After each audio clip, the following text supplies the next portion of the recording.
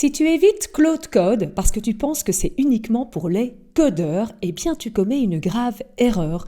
Car voici le truc, Claude Code n'est pas seulement un outil de programmation. C'est désormais, à mon avis, une des manières les plus puissantes d'utiliser l'intelligence artificielle pour ton business. Et tu n'as pas besoin d'écrire une seule ligne de code pour l'utiliser concrètement. Moi-même, je ne suis pas codeuse, mais Claude Code est devenu un outil que j'utilise très régulièrement. Et dans cette vidéo, aujourd'hui, je vais te montrer 3 cas d'utilisation où Claude Code est vraiment le meilleur aujourd'hui et tu verras que ce n'est effectivement pas fait uniquement pour les développeurs. D'ailleurs, si tu ne me connais pas, je m'appelle Gaëlle Elsmortel, de mes postes de direction marketing chez L'Oréal à la création de ma propre startup tech. Cela fait plus de 25 ans que je navigue entre le business et la technologie.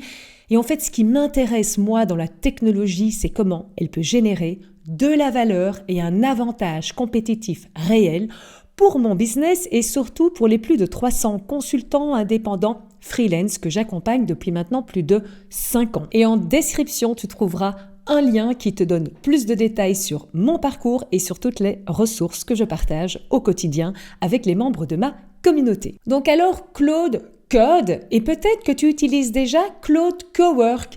Et avant de te montrer les exemples, laisse-moi répondre à la question que la plupart d'entre vous se posent, je le sais, c'est si tu utilises déjà Claude Cowork, pourquoi s'embêter avec Claude Code? Eh bien écoute, voilà la réponse très courte. Claude Code est la version la plus puissante et la plus stable. Et en fait, il y a 2 différences fondamentales qui comptent réellement pour ton travail au quotidien et qui expliquent pourquoi Claude Code est tellement intéressant. La première, c'est la fenêtre de contexte. C'est la mémoire, si tu veux, de chacun de ces outils. Quand tu utilises Cowork, eh bien, tu bénéficies d'une fenêtre de contexte de 200 000 tokens. Alors, 200 000 tokens, c'est un peu moins de 200 000 mots, mais voilà. Claude Code, avec notamment les modèles, on va le voir dans un instant, Opus 4.7 ou Sonnet 4.6, il t'offre une fenêtre de contexte de 1 million de tokens. Donc évidemment, 200 000 tokens, 1 million de tokens, tu te rends bien compte que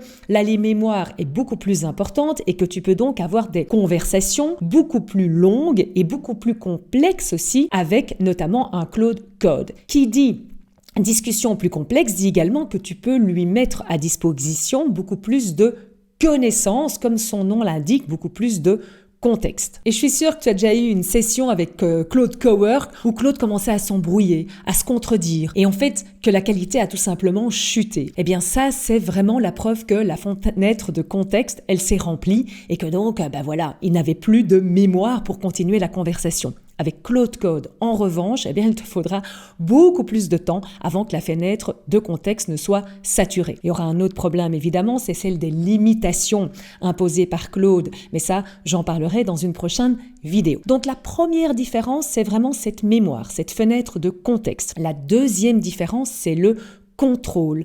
Par exemple, dans Claude Code, eh bien, tu peux voir exactement ce que Claude lit, quel fichier il touche. Tu vois exactement quelle part de la fenêtre de contexte tu vas utiliser dans ta fenêtre de chat et donc tu vas pouvoir piloter en temps réel ton utilisation. Je te montre ce que je veux dire par là, c'est que quand tu es dans Claude Code, eh bien tu peux ici appuyer et tu vois le plan auquel tu es. Tu vois, ok, la limite de 5 heures, l'hebdomadaire, Claude Design, etc.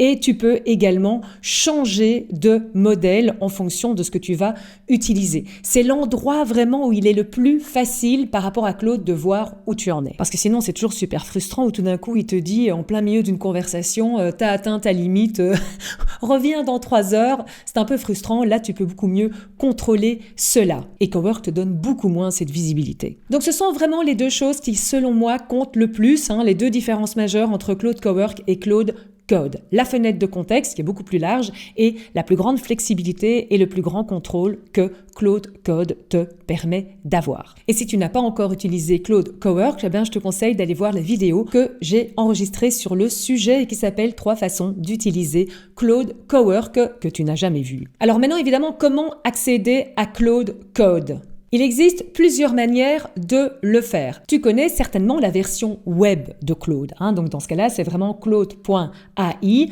Claude Code, tu ne peux pas y accéder par là, tu dois avoir l'application Claude. Donc la première façon d'y accéder, c'est vraiment ici via l'application et tu as dans l'application le chat normal, qui est le même que la version web d'ailleurs. Tu as la version Cowork dont je te parlais il y a un instant et tu as ici la version Claude Code. Mais tu peux également y accéder via le terminal. Ici, je suis sur le terminal de mon Mac et donc en fait, j'ai setupé de sorte que je mets Claude et automatiquement, tu vas voir, j'ai Claude qui va se lancer et je vais pouvoir également travailler via ce système-là. Mais je te propose que dans cette vidéo, on se contente de l'accès qui est le plus accessible en fait à tous, c'est via l'application. Et si tu aimes le type de contenu que je te propose, eh bien s'il te plaît, abonne-toi à ma chaîne, ça m'aide beaucoup. C'est ça qui me permet de pouvoir continuer à t'offrir du contenu gratuit et un like sur la vidéo, eh bien ça fait également toujours plaisir et un commentaire, n'hésite pas, j'y réponds personnellement. Alors on y va pour le premier cas d'utilisation où Claude Code est selon moi le plus puissant, c'est l'analyse de fichiers Excel. Donc dans Claude Code également, il faut lui donner accès à un dossier. Donc ici, je lui donne accès à un dossier. C'est là aussi une différence fondamentale entre le Claude Conversation et le Claude Cowork ou le Claude Code. Dans le Claude Conversation, dans le chat, en fait, tu fais une conversation, tu lui dis comment est-ce que je peux faire ça, donne-moi des remarques sur ça. Tu ne fais pas comme ça dans Claude Cowork ou dans Claude Code. Là, c'est vraiment tâche, c'est vraiment fais ceci, fais cela.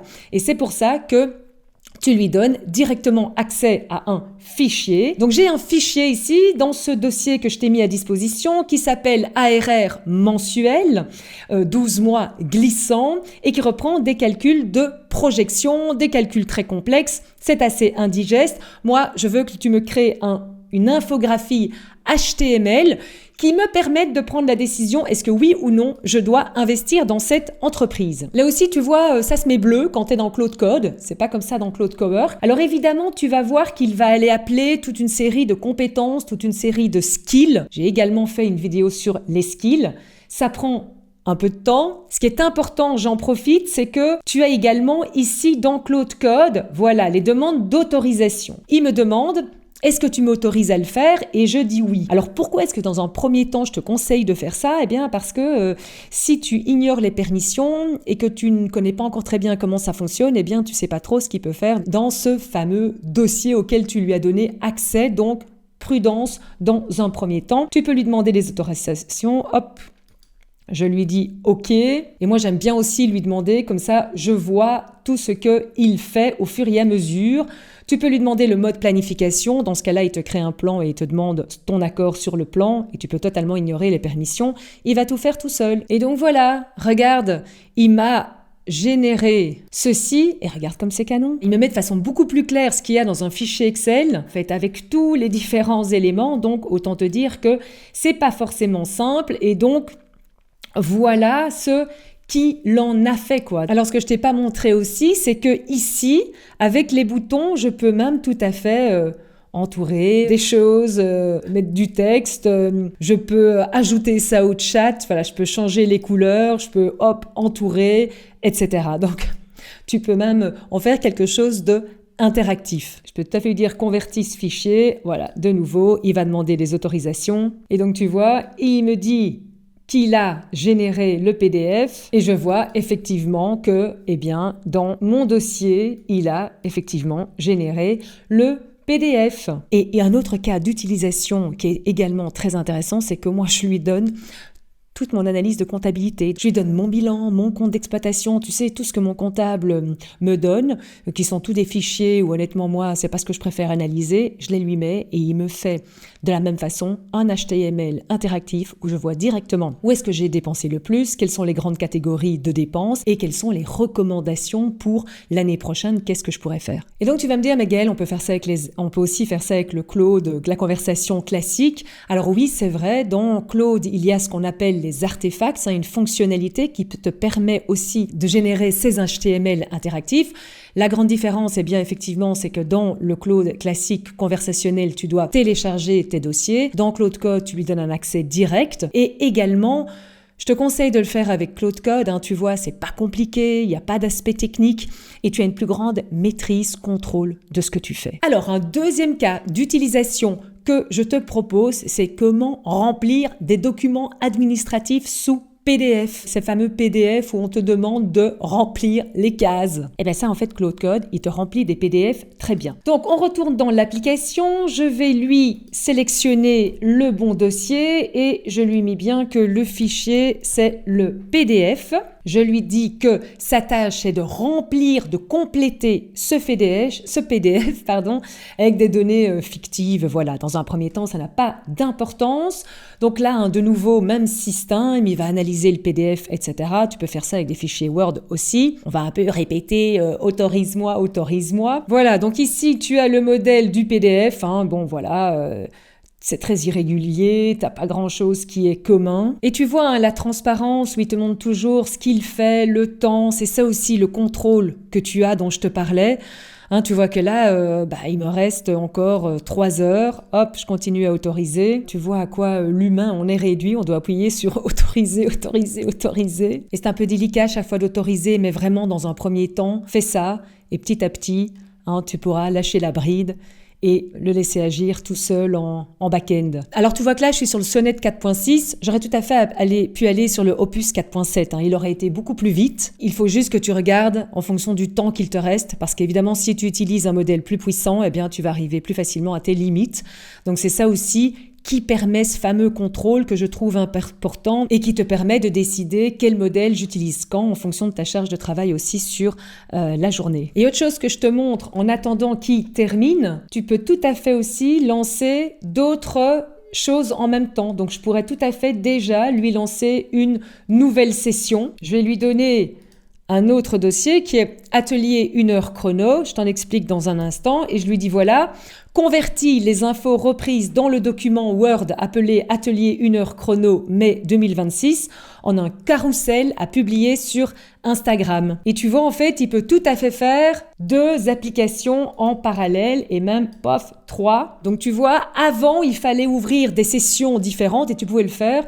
Aujourd'hui, tu peux même lancer 2, 3, jusqu'à 4 moi j'ai essayé jusqu'à 4 sessions différentes. On reviendra à l'atelier chrono dans un instant. On va terminer le cas d'utilisation numéro 2 qui était celui de remplir les documents administratifs. Et voilà ce qu'il m'a fait. Donc voilà, je lui ai demandé des données fictives. Donc il a inventé ça. Ok. Et voilà, c'est pas mal. Et moi, je t'avoue qu'en fait, comment est-ce que j'ai fait concrètement? Je lui avais pas demandé en vrai de faire avec des données fictives. J'avais le fichier, donc le modèle d'état des lieux en PDF, et j'ai décrit avec le dictaphone de mon téléphone tout le studio.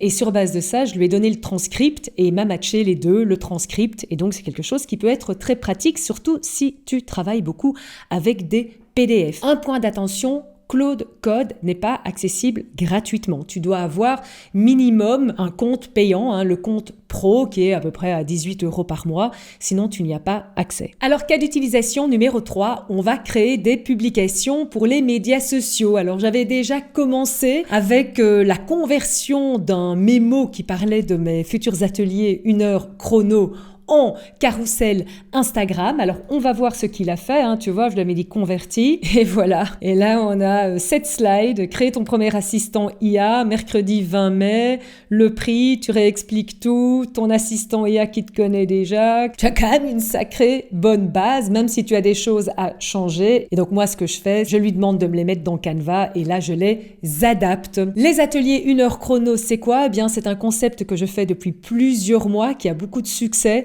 Il y a un thème, tu vois ici par exemple, le prochain c'est créer ton premier assistant IA, mais il y a tous les mois un thème différent. Et là, on construit étape par étape, je te montre ma méthode et tu repars après 1 heure avec ton assistant, ton profil de client idéal, enfin voilà, en fonction du topic de ce mois-là. Et en description, tu as toutes les infos sur ce que c'est exactement les ateliers 1 heure chrono et le programme des prochaines semaines. Autre exemple que j'avais fait, et je te montre le résultat, j'avais écrit un mémo pour un client sur l'utilisation des AI Note Taker, tu sais, ce qui transcrit les réunions. Et donc, je lui avais mis, OK, convertis le contenu de mon fichier mémo, qui est un fichier Word, en un carousel sur Instagram. Et là, il fait ça, tu vois, dans le même style, super bien.